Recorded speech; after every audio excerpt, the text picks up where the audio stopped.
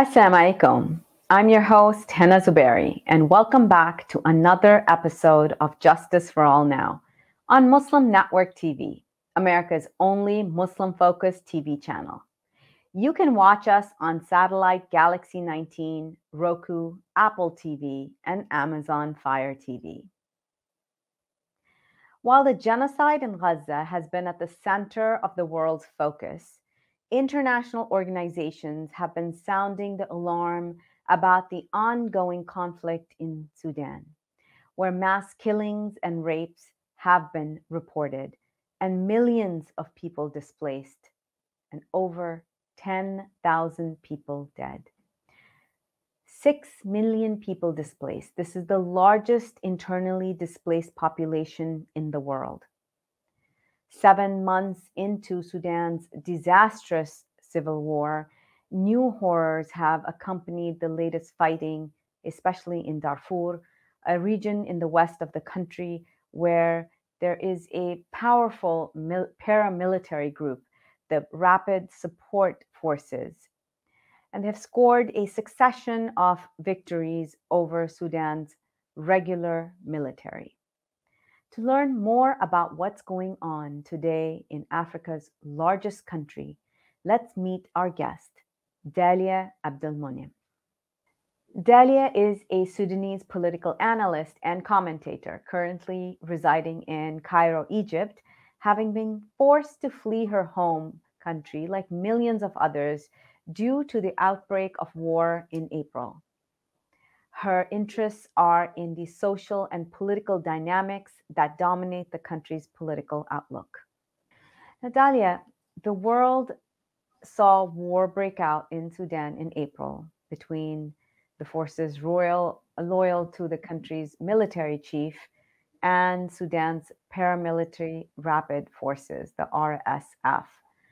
Up to 10,000 people were killed in the first 6 months of war, according to the United Nations. Can you share with us what is the RSF? What happened in April?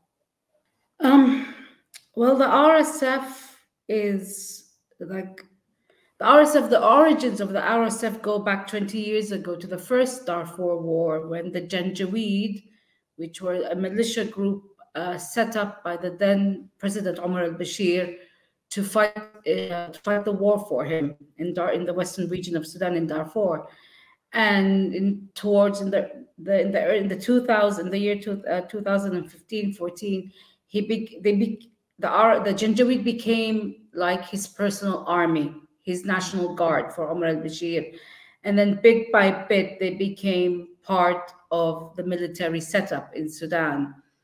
And post the revolution of 2019, the army and the RSF became like one entity.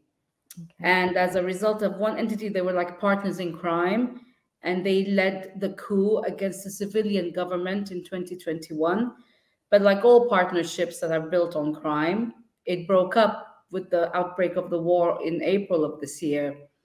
And because of the political collusions of the past and the political parties and the former regime, we, the civilians, are the ones who are paying the price with this war right now. So can you, let's walk back a little bit for those in the audience who may not know. Has Sudan ever had an elected government, or has the military always been in power? No, back in 1980s, in the 80s, after the revolution against President Nimeri in 1985, we had democratic elections and we had a parliament, we had a prime minister.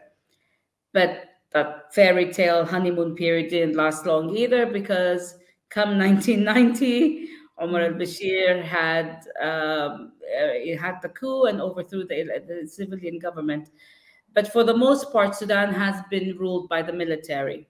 It's unfortunately, it's one of those narratives and scenarios that you see throughout the whole African continent. It doesn't make Sudan a unique case. And for the most part, since we gained independence from Great Britain, Sudan has always been embroiled in some kind of conflict, where there was a civil war with the south, or where there was the war in Darfur, or the war in the Nuba Mountains. We haven't had any one long stretch period of peace, of ceasefires, or of calm. It's always been peppered by conflict here and there.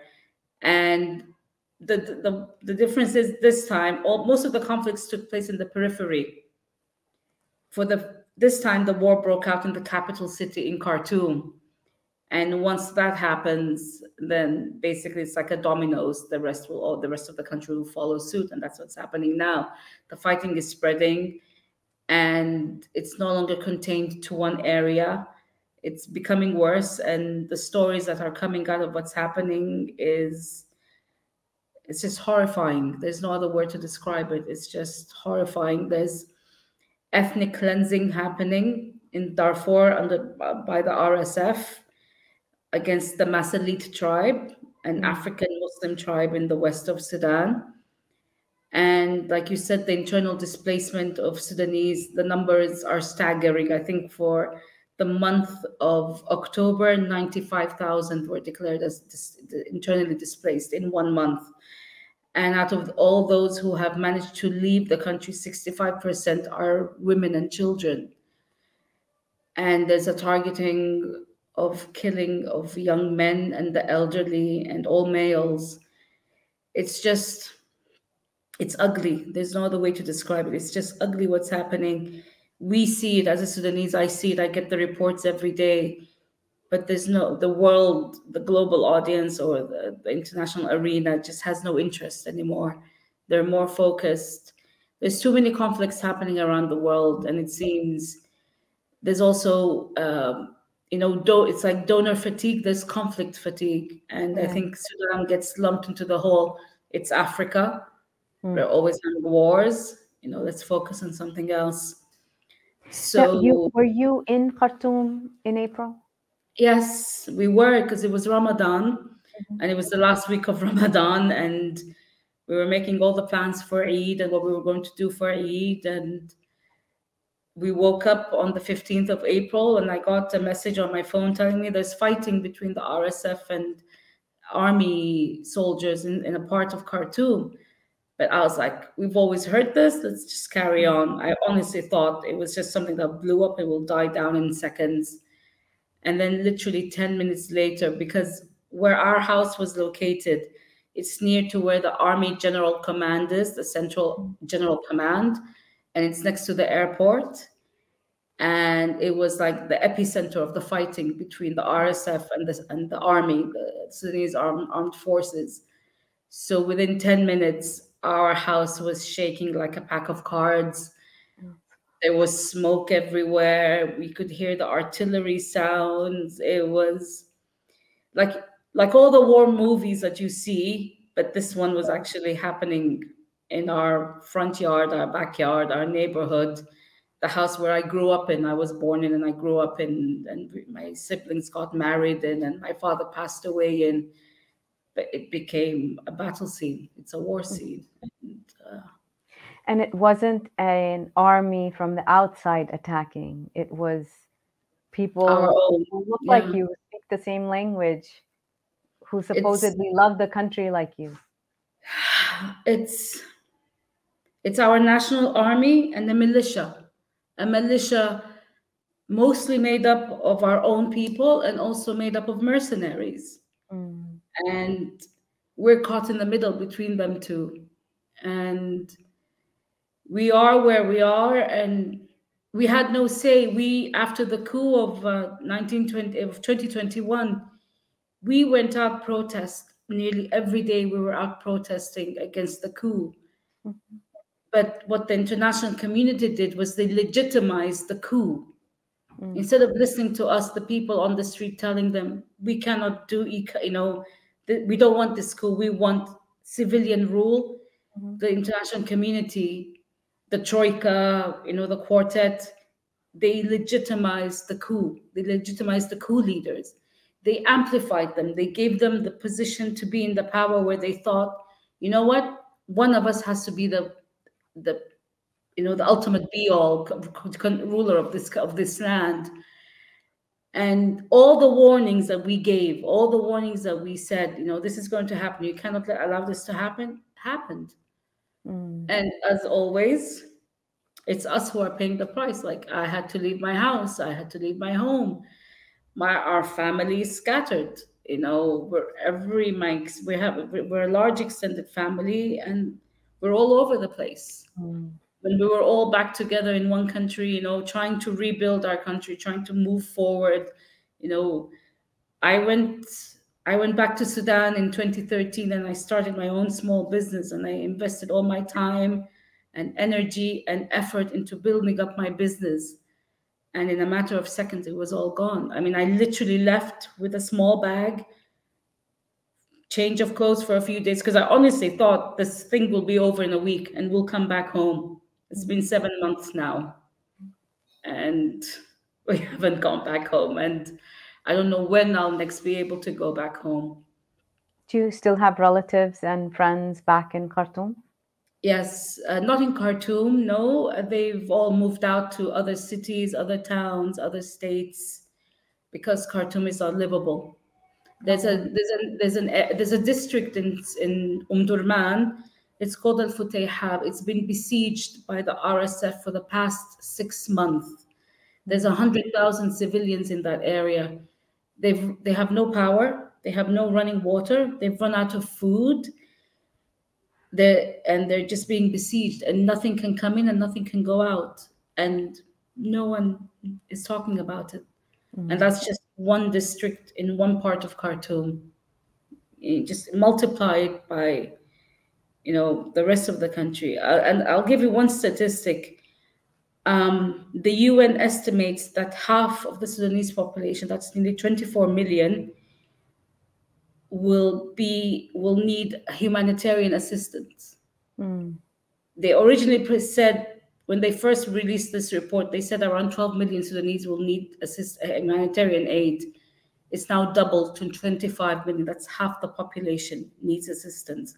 There's 19 million school children who will not get an education because the schools have been hit. 65% of our healthcare system is gone. It's gone. No hospitals, no clinics, no services.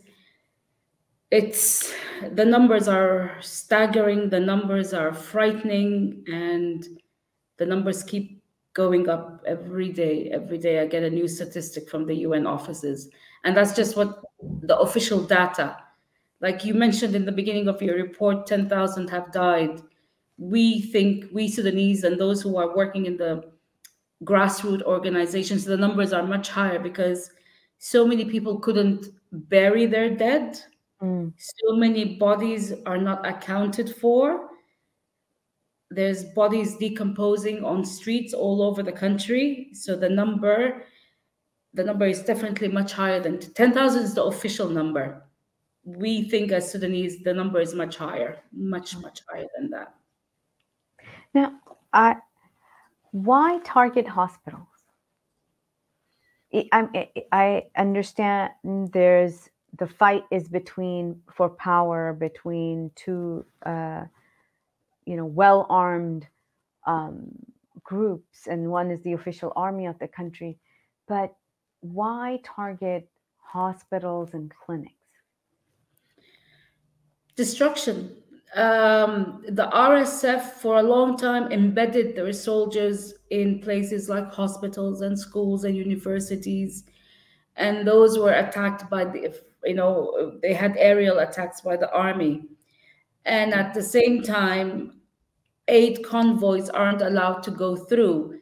There's theft because the black market, the war economy is booming, of course. Mm, So there's high demand for black market for goods such as medical supplies that get sold in the black market. They get taken over the border into neighboring countries.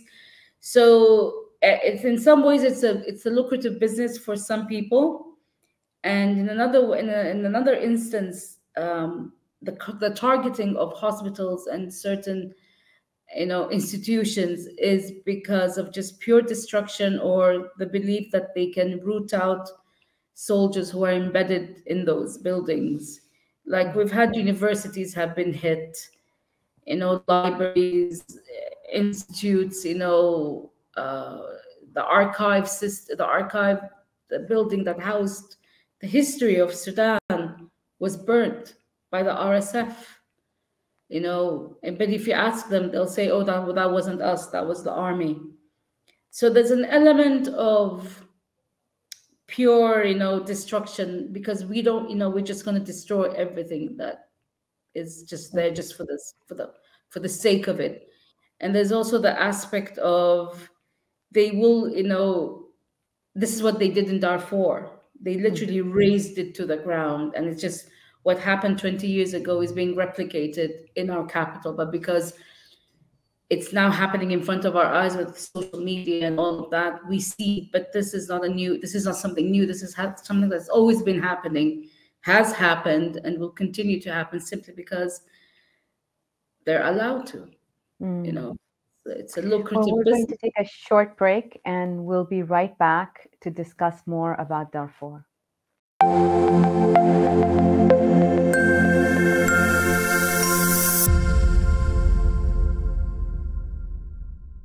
Welcome back.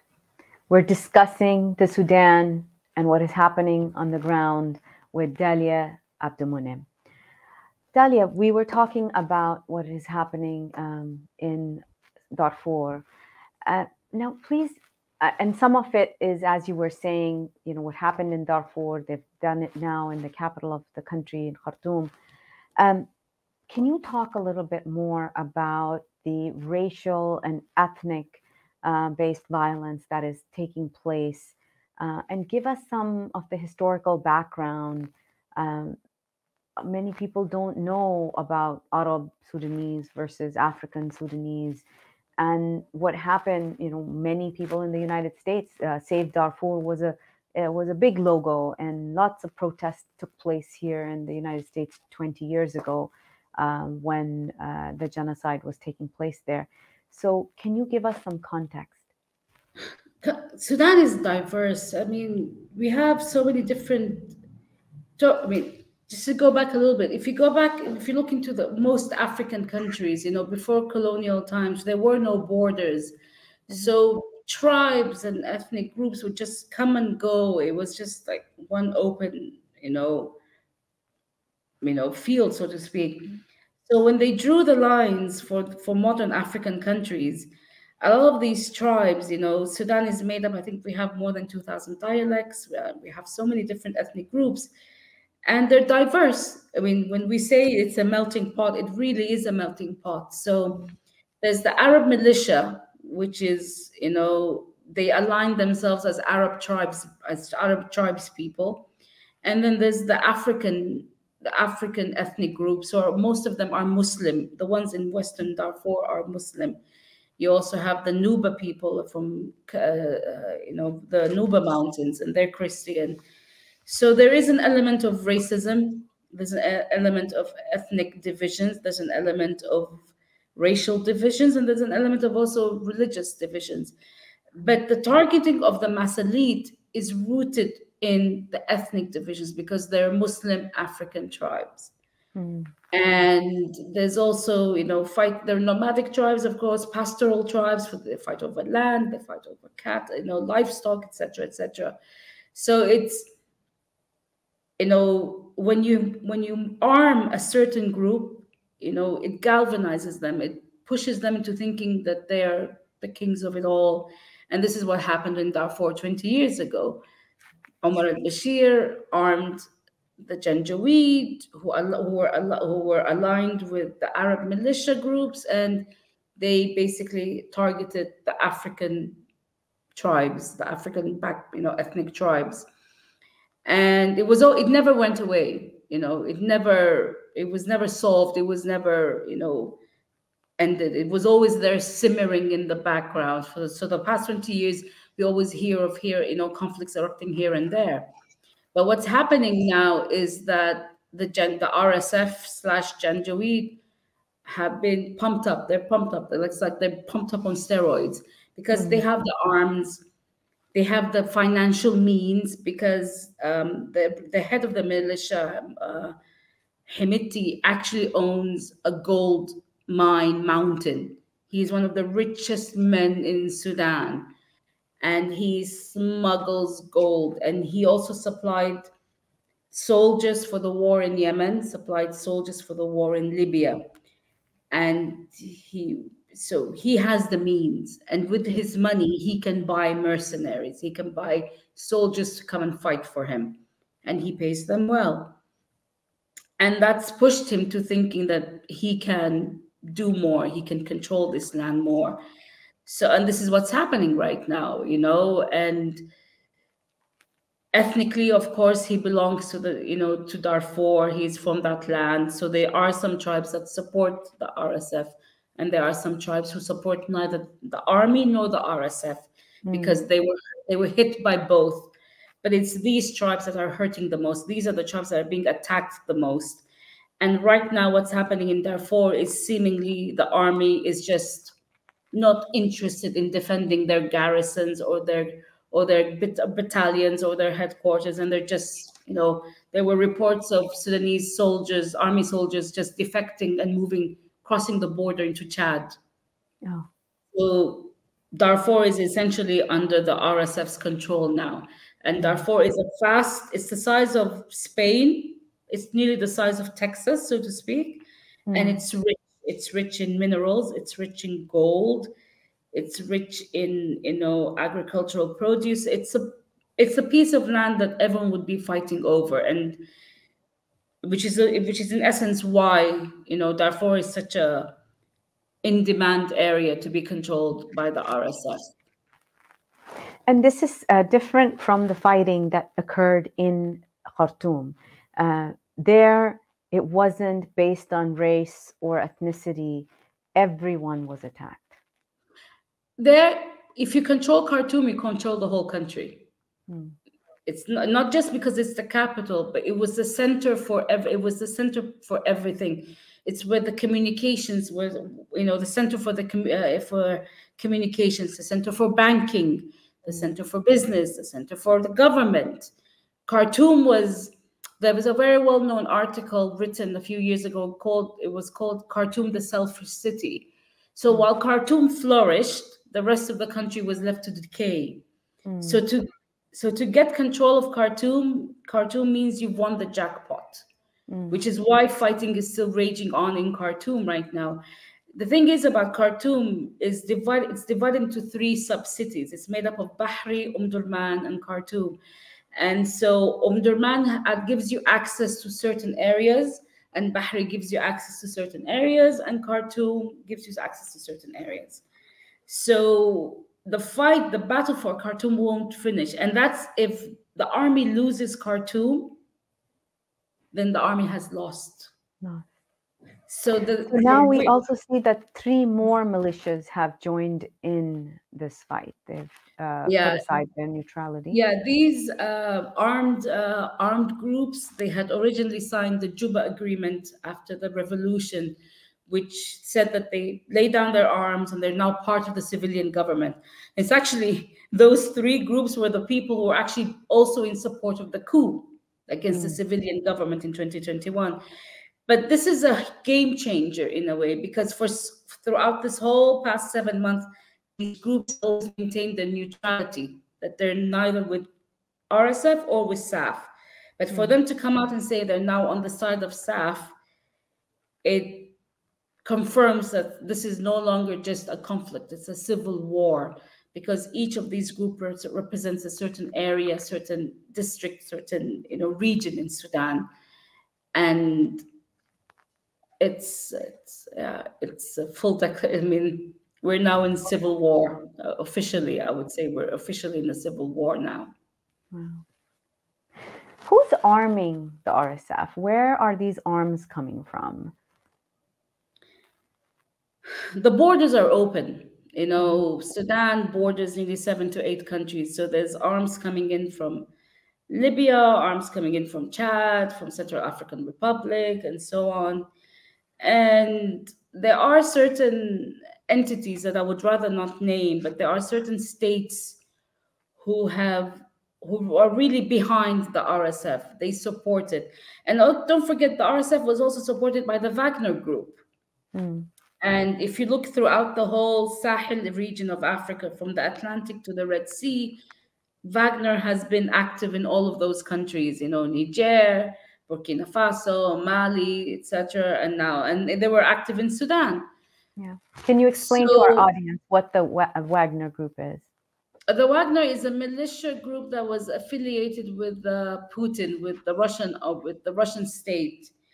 Uh, they until recently they were best buddies with Putin, the leader of the Wagner Group, and until his death, I think 2 3 months ago, they were militia and they were fighting like proxy wars throughout the Sahel region in Africa. And Mercenaries hired by the governments in that region. yeah, but they're mainly Russians, and they also help in extraction of minerals and resources and gold, and like most militias, and they benefited. I mean, this Africa is a rich continent, it's a huge continent, and there's always a conflict somewhere, unfortunately. And so the Wagner Group really took advantage of that, and they've played a big part. And of course, Sudan, like I said before, it's a resource-rich country. You have the Nile, you have the Red Sea port, you have the natural minerals, you have livestock, you have agricultural land. Don't forget, a lot of countries are facing, problems in regards to future food security and water security. So Sudan is like, like most conflicts, it's a proxy. It's becoming like a proxy war for a lot of, yeah, for countries that are trying to secure their own future on the expense of other countries. And Mm. also tended to have leaders who are willing to sell us out as people, as civilians, for the short term, so they could line their own pockets and at the same time allow other entities to come in and grab a stake, grab a piece of the pie at our expense. So, what happens now with civil war and fighting in that region? Already, South Sudan has been, the country was divided a few decades ago. Um, what do you foresee if this fighting doesn't stop? There's been a lot of talk that Sudan could end up like Libya, basically having two separate governments, agreeing that each would rule one side or one region of the country. And but that could be a possibility, but I don't think it will happen, simply because it doesn't bode well for our neighboring countries, such as Ethiopia or Egypt or Chad, because you have the fallout effect of a civil war, and already these countries have their own problems. So to have two different governments, in one country doesn't Mhm. sit well. What I think will happen is that ceasefire negotiations need to be stepped up. They need to really like hold levers over both sides to ensure that the ceasefire is observed. It hasn't happened so far, simply because the the powers that can have an effect can put pressure on both sides to step back. Hasn't taken place, but it will have to, simply because this war, if it expands any further, then you're looking at the whole region, the whole Horn of Africa region being hit. And we've already just had this Ethiopian civil war, Mhm. and my in an ideal world, I would imagine that, common sense prevails. But when it comes to megalomania and power, common sense flies out the window. So I really don't know what's going to happen next for Sudan. I Well, you really talked don't. about ceasefire. So what we read is, and you can, comment on this if it's safe for you to do so. But we read that the United Arab Emirates, who's supposed to be being the negotiator between the two parties, is actually supplying weapons. The New York Times reports that they're supplying weapons to the RSF. So if the parties that are supposed to be negotiating are compromised, then is there hope for a ceasefire? That's the $50 million question. No, because like I said, so many different, you know, international players have stakes, you know. Don't forget there's the Islamist factor. They're still there. They never left. They've always been there. You still have, you know, so how does that play out? Because the RSF says that they're fighting the Islamists, and the Islamists are the army. And a lot of our neighboring countries have been fighting against Islamists, political Islamists in their own country. So they don't want that to happen in Sudan.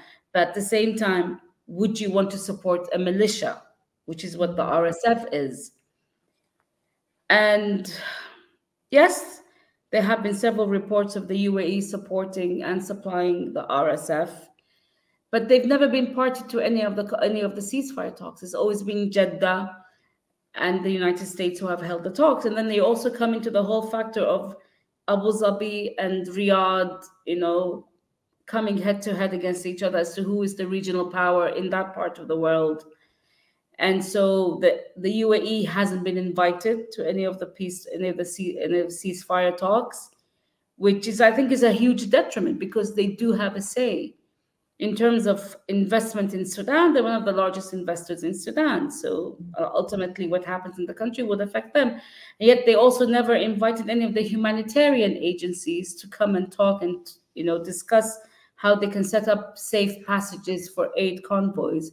So the ceasefire talks from the start have always been, in my opinion, doomed to fail, simply because the setup was completely wrong from the first place. And yet they keep repeating it. Let's talk more about this after the break.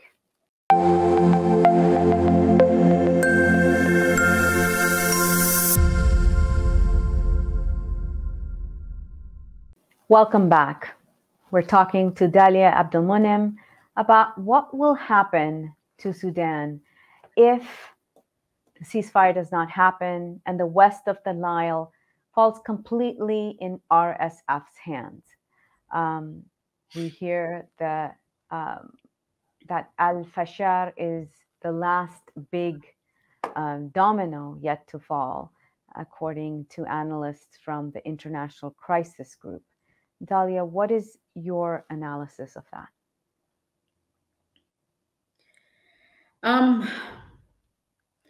If al-Fashar falls to the RSF, then the whole Western region will be under their control. And I can't even imagine or even contemplate the horrors that they will unleash on that region.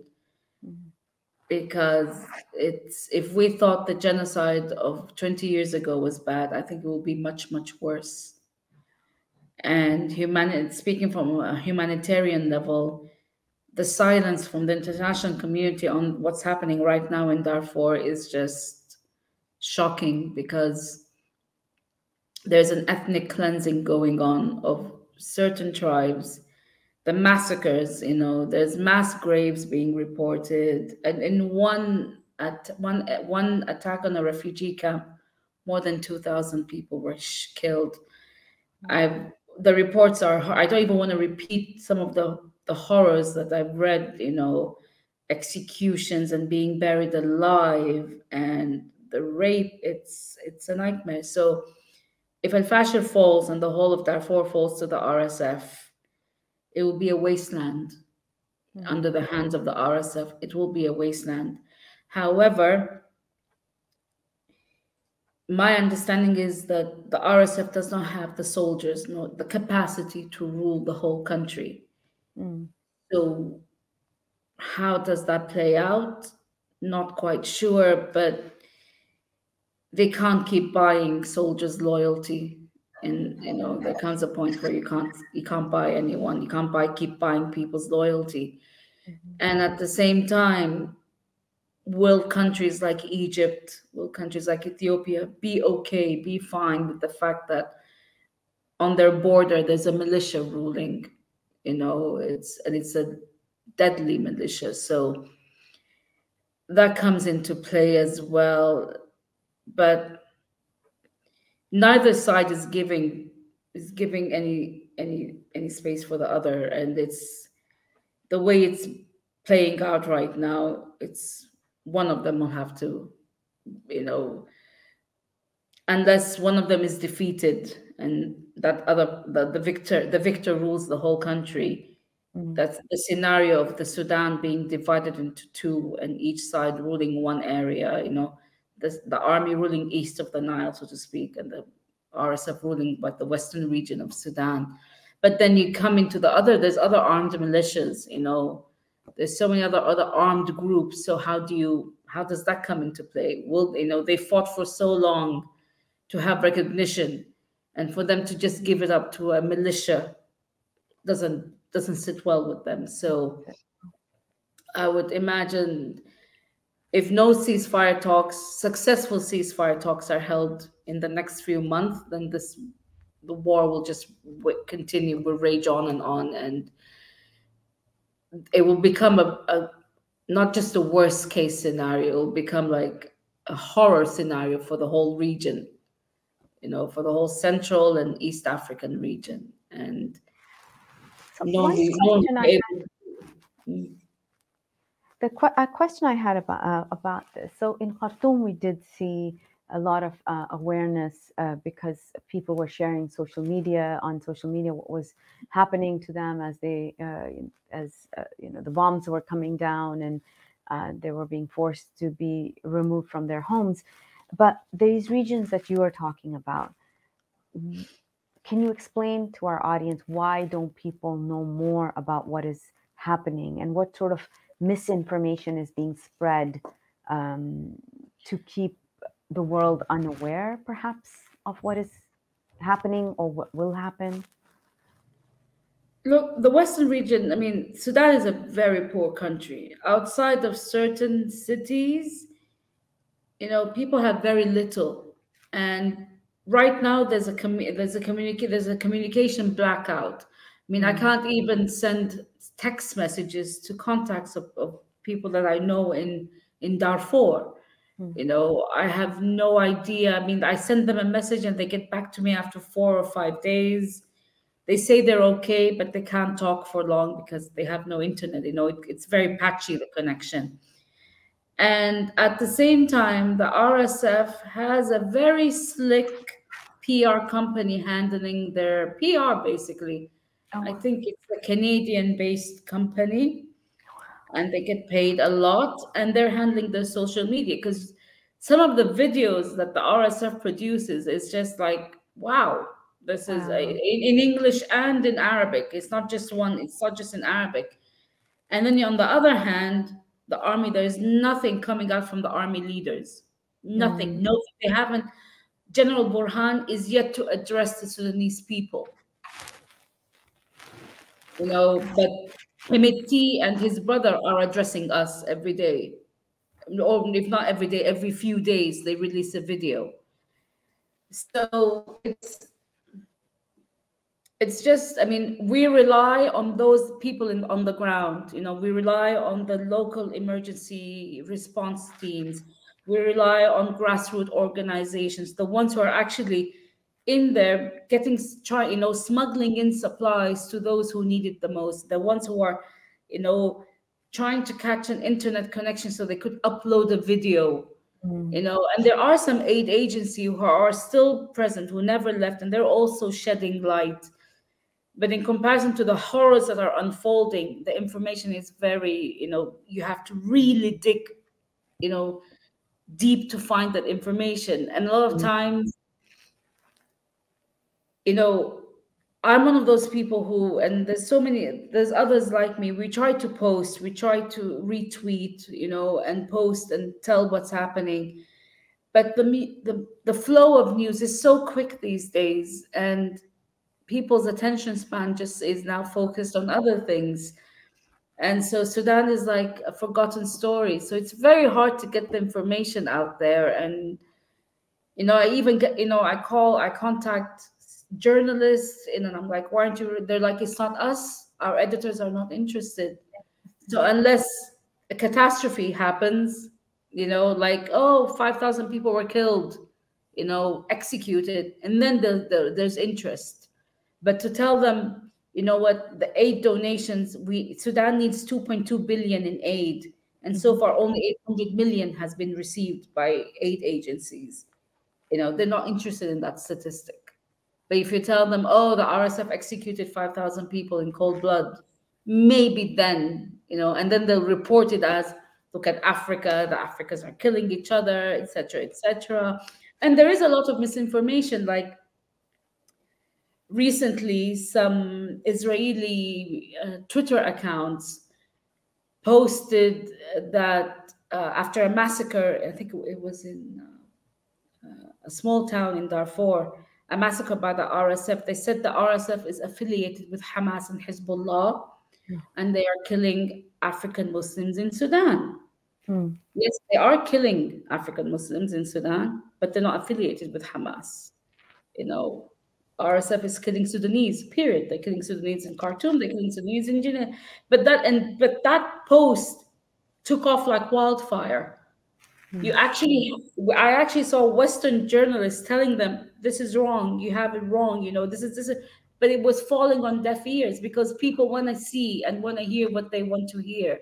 They don't Mhm. really care about facts anymore. It's very hard to get the information out and tell them. And I actually tweeted them. I was like, I'm Sudanese, ask us, and Yeah. we'll tell you what's happening. Instead of you, spreading lies and misinformation, ask. There's so many Sudanese on Twitter. Ask us. But he was a right wing British dude, and he just didn't care. He just wanted to get across that Hamas is killing in Sudan, and that was the news that went out that day. It was just so it's like we keep pushing back, we keep trying to get the information out there, but it's difficult. It's Yeah. really hard to get, to Yes, tell the there's world a what's war being happening. fought in Yeah, on the internet as well, not yeah, just on the and ground. yeah, and it's very hard to get people to care, For about what's those who happening. do care, Dalia, for those who do care, can you share some names of aid organizations and charities currently helping those impacted by the ongoing conflict? So, if those who want to give, so some trusted names. There's in the United States, there's a Sudanese American Physicians Association, SAPA. Mhm. They collect donations and they buy like much needed medicine and aid and so on, and they send it. They manage to send it through to Sudan. And in terms of international organizations, MSF is working big. It's working in Sudan. They never left. The NRC, which is the Norwegian Refugee Council, has always been there.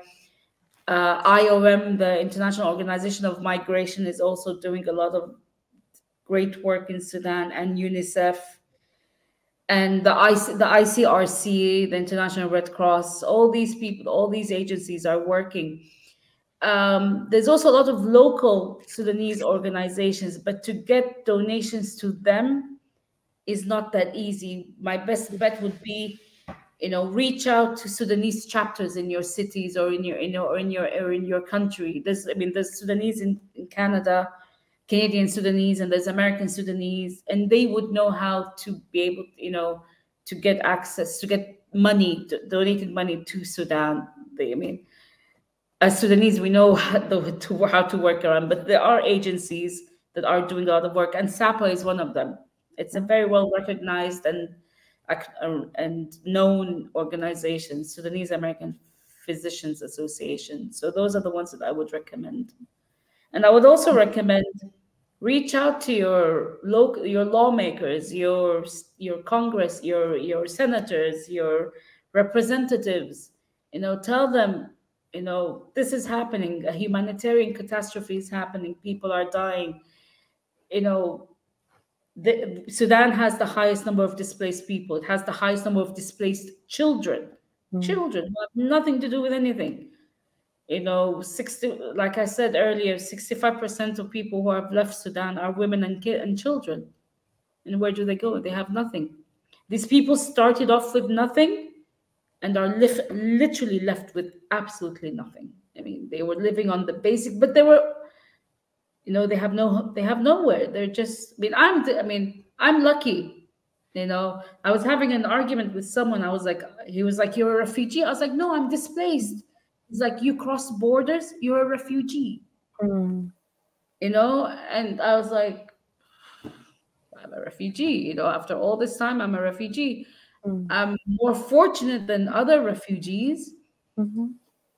but I don't know where I don't know where I'll be next. What my status is in Egypt. Can I stay? How long can I stay here?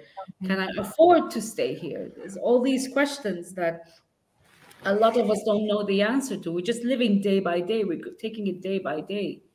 Yeah. And if I have it bad, I can just imagine how those who are back in Sudan have it 10 times worse than I do. Rent, inflation is crazy. The economy has shrunk. Businesses have been destroyed. It's it's just Yes. there's no medicine available. There's no health care. It's absolutely terrible situation, and I thank you for your time and for the awareness that you're spreading. I'm sure every time you speak about it, it's absolutely devastating to yourself. Just hearing about it is hard enough. We need to take a short break, and we'll be right back.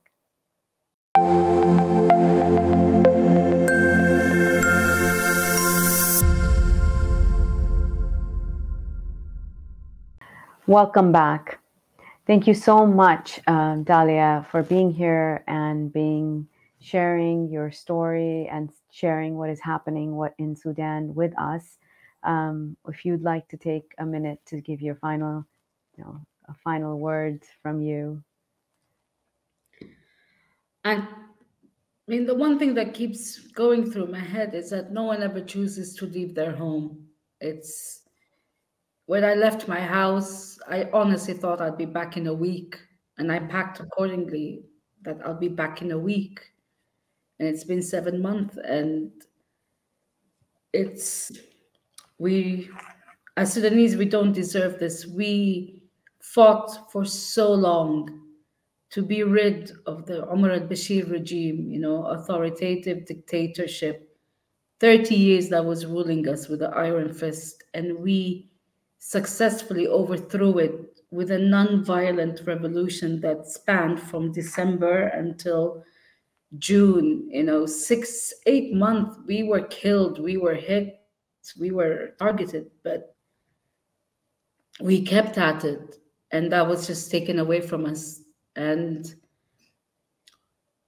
we deserve to get a break, to catch a break, and we don't seem to catch it. But this war is just literally, I really hope I can go back home one day. I really do, because being forced to leave your own home is just it's just Well, yeah. my prayers are with you and with the beautiful people of the Sudan.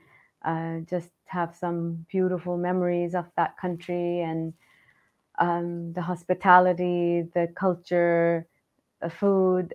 There's so much that I remember of the Sudan. And just with all these world powers talking about peace in Sudan, but by secretly fueling the fight, this beautiful country stands to lose so much more, including the millions of children and women displaced.